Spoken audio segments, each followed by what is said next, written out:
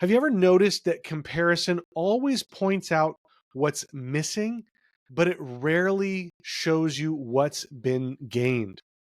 What if gratitude isn't about being thankful for what you have, but it's about how far you've come? Comparison robs us of gratitude and contentment. And in fact, it's the beginning of discontent. Hi, I'm Chris LeBrun, your host of the Wholistic Productivity Podcast. As someone who's never been afraid of dreaming big and going for it all, I often find myself with a lot on my plate. I'm a husband and father, a nonprofit fundraiser, and an entrepreneur. What I've realized is my view of productivity was pretty toxic.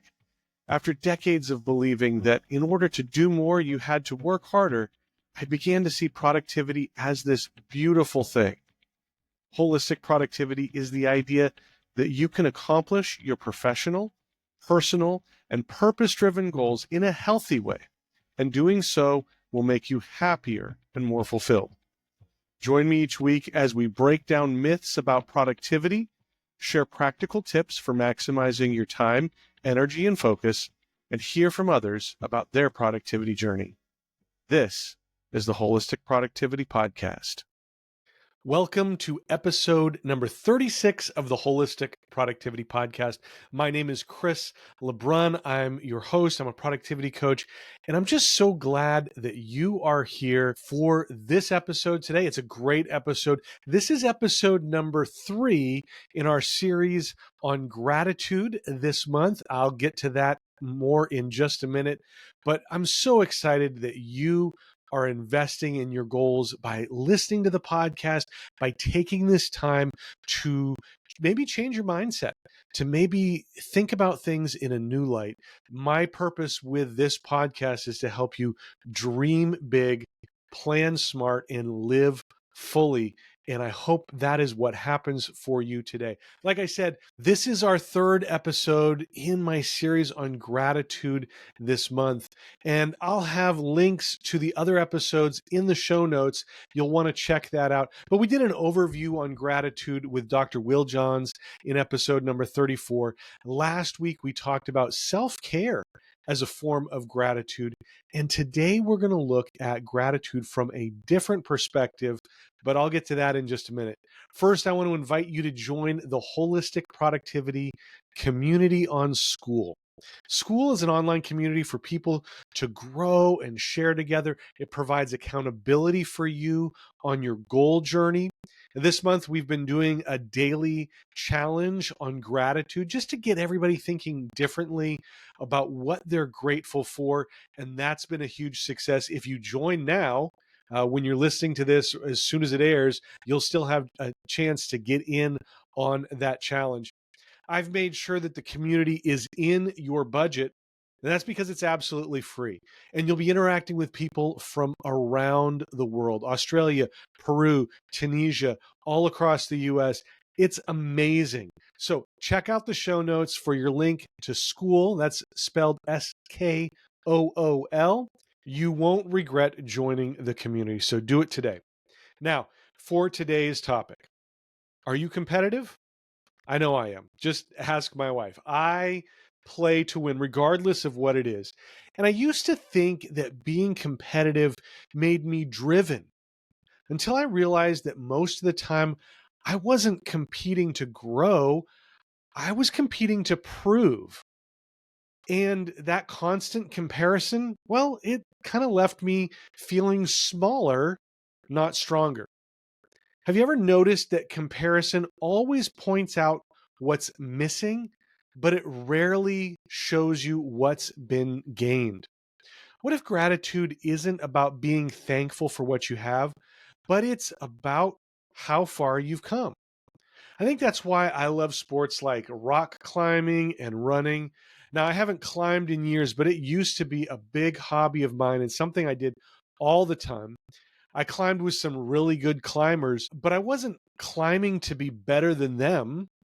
I was pushing myself to be better than I was on the last climb or last week or whatever. The competition was with myself. The same is true for the hobby, the sport that I'm into now, which is running. I'm running against the version of myself from last week, the one who slowed down halfway through the run, right? And when I finish stronger this time, that's not pride, that's gratitude in motion. You see, comparison robs us of gratitude and contentment. And in fact, it's the beginning of discontent. This happens in a lot of different ways. Social media, we see what other people are doing in their lives, and we look at what's happening in our own life, and we see a disconnect there. Maybe it happens in work achievements, where we start to care what Carol from accounting is doing and not so much about what we're accomplishing in our role. It happens all the time in fitness. Look, it's easy to look at that other dude in the gym and see his muscles and forget the things that we are battling in our own life that sort of make it a challenge to maintain our weight. Here's why comparison is so toxic and something that I am trying to get away from in my own personal life. It shifts our focus away from what we've already accomplished to something that we're still trying to accomplish. I talked about this in episode 17 when we looked at the book The Gap and the Gain by Dan Sullivan and Benjamin Hardy. It's a great book. I'll put a link in the show notes to that if you have not checked it out yet. But what do they mean when they say the gap and the gain? Well, the gap is measuring against an ideal. It's looking at how far we still have to go to reach this ideal goal. This can lead to discouragement and dissatisfaction. On the other hand, the gain is measuring against where you started. It's looking back at how far we've already come and celebrating that success. And here's the truth: gratitude lives in the gain, not in the gap. In this episode, I'm doing a reframe on the idea of competition. I'm embracing that rock climbing and running vibe, that model of comparison. And instead of comparing myself with others, I'm only comparing myself with me, with my past self and where I have come from. You'll see this in action next month as I look back on 2025 and what I've accomplished. Believe me, there is a lot to celebrate this year, and I'm going to walk you through that process so that you can do it in your own life. Stay tuned for that next month. Now, this isn't about self-criticism. It's not about self-recognition. I'm not here to pat myself on the back, because here's the thing.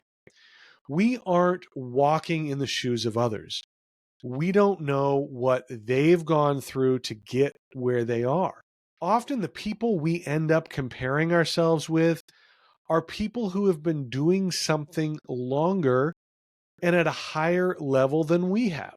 I started my podcast in April this year. If I tried to compare myself or the podcast with Ed Milet or Amy Porterfield, I'm going to fall short, right? They've been doing it for a lot longer than I have. And guess what? They have a team of people behind them to assist them. Instead of looking at Ed or Amy, I need to look at where I've come.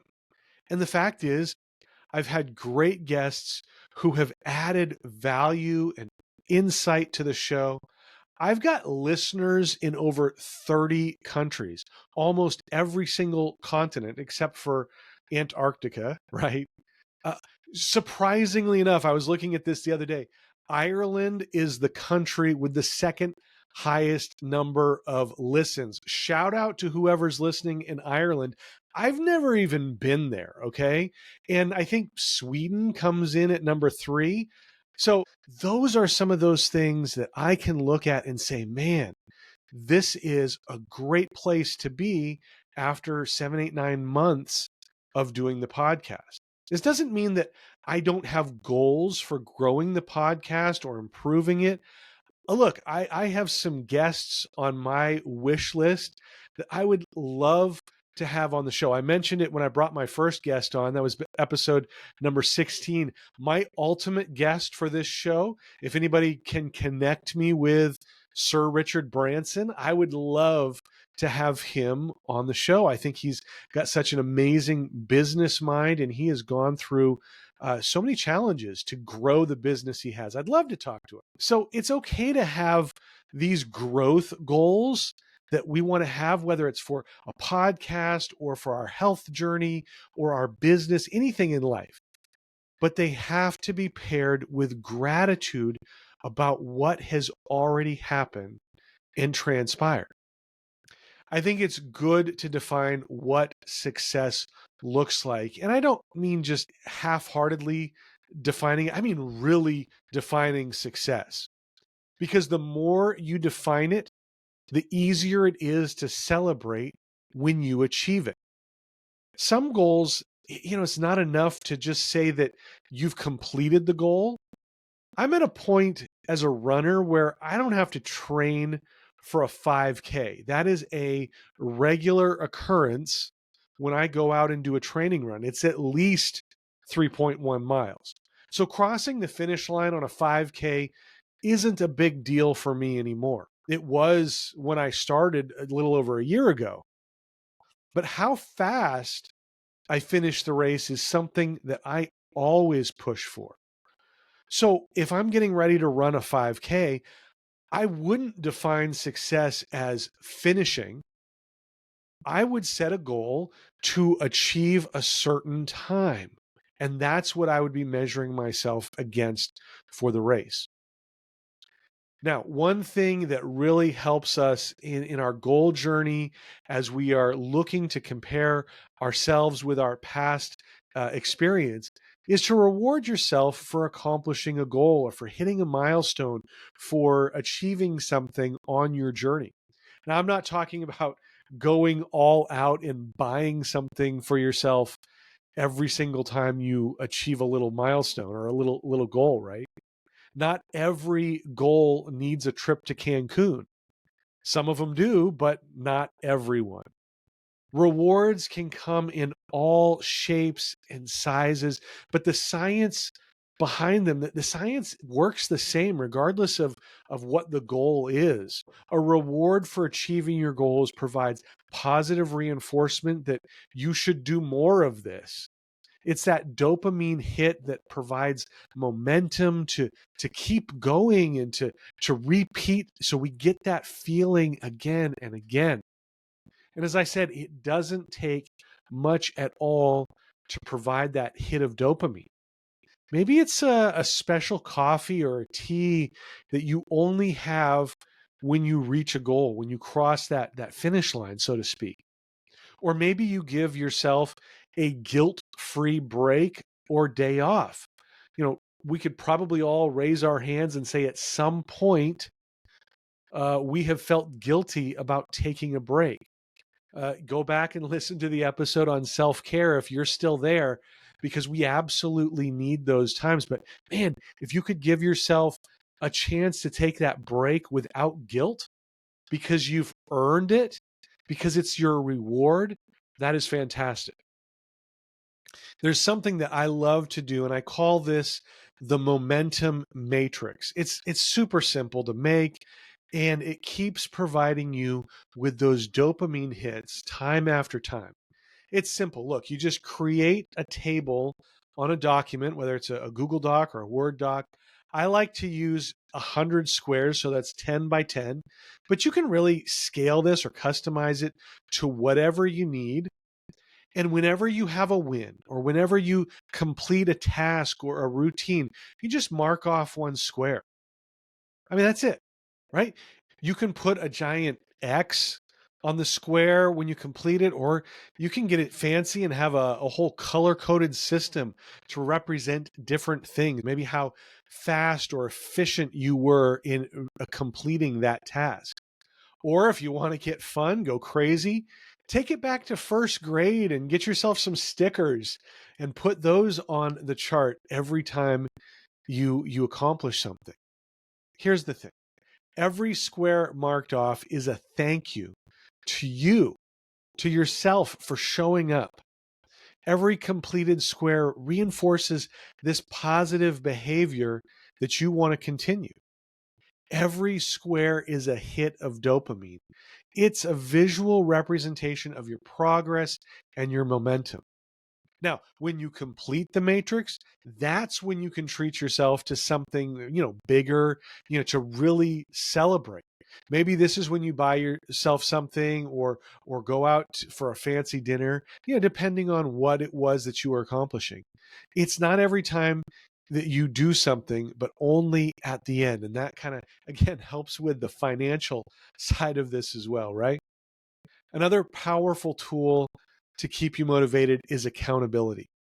We respond to challenges much better when we're not alone. And an accountability partner can really keep you focused and on track and motivated.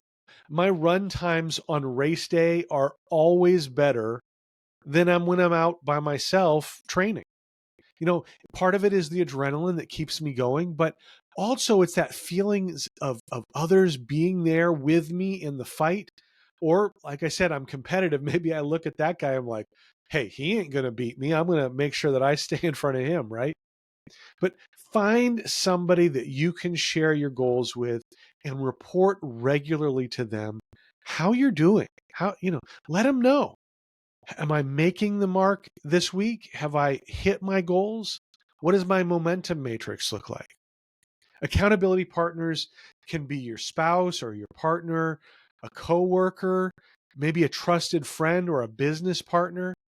If it's a business partner, remember, you're not trying to outperform them. You're trying to outperform yourself. And true accountability should invite connection, not competition. Remember, gratitude isn't something we feel, it's something we practice. So put this into practice this week. I want to challenge you this week. Take a step in cutting out the comparisons, right? Stop comparing yourself to anyone else. Don't live in the gap. Stay in the game. Measure your progress against last week's version of you. And you don't have to measure your entire life all at once. Just pick one area. Maybe it's work or health or relationships or even your distractions. I've talked about this before in the Holistic Productivity Planner. We track detours, those things that get you off of course, not because we want to celebrate them, but because we want to avoid them in the future. So pick one area that you're going to measure and track your progress using a momentum matrix, or maybe it's a journal that you want to use, whatever works for you. But at the end of the week, don't ask, did I win?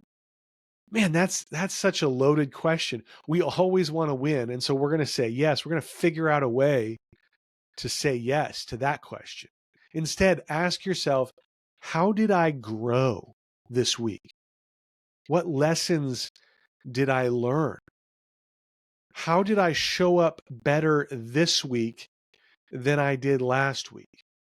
Where were the improvements? Where were the struggles? And look for those, again, measuring against yourself. Here's another question you can ask. Who were you a year ago? And what would that version of you thank you for today? That's a powerful question, because if we're not looking back and seeing where we've come, we forget about the challenges we've overcome. We forget about the struggles that we made it through.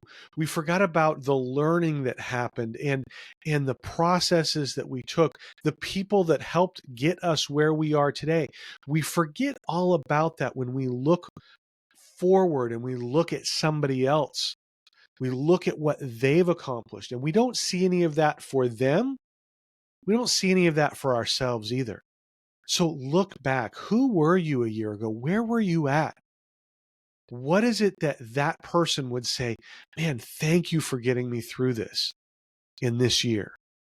So let's recap what we talked about today. It wasn't a long episode. It's not really a complicated idea here, but comparing ourselves against some unrealistic standard, either that we've set for ourselves or that we see in someone else, only steals gratitude. That's living in the gap.